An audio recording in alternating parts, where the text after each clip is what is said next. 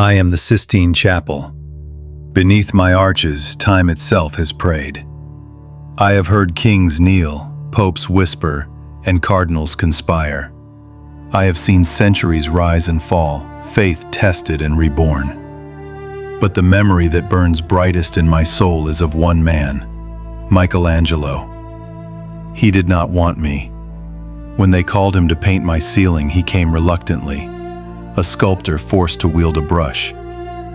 He looked up at my bare vaults and, as if cursed by the heavens themselves. Yet even then I felt it, the trembling pulse of genius. Day after day he climbed the wooden scaffolds that stretched to my crown. With aching arms and burning eyes, he turned plaster into sky and pigment into paradise. I watched him lie on his back for endless hours, sweat and paint dripping into his eyes as he wrestled angels from color and chaos.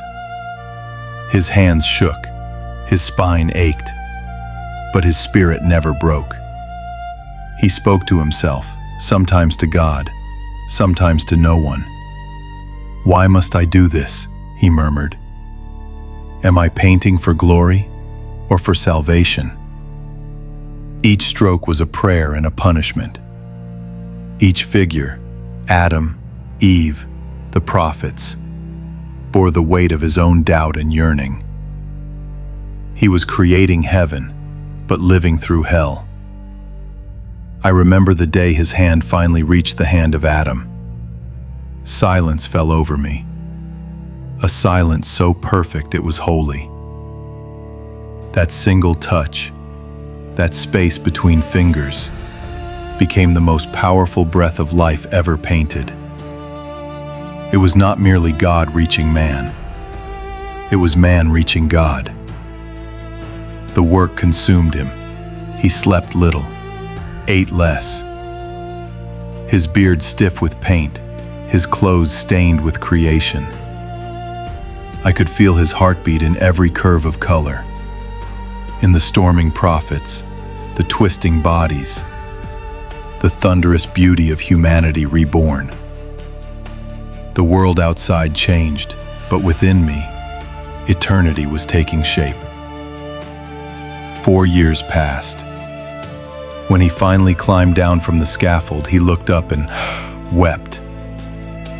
Not for triumph, but for exhaustion, for what it cost him to touch the divine. I remember his whisper, "I am no painter, only a servant of vision."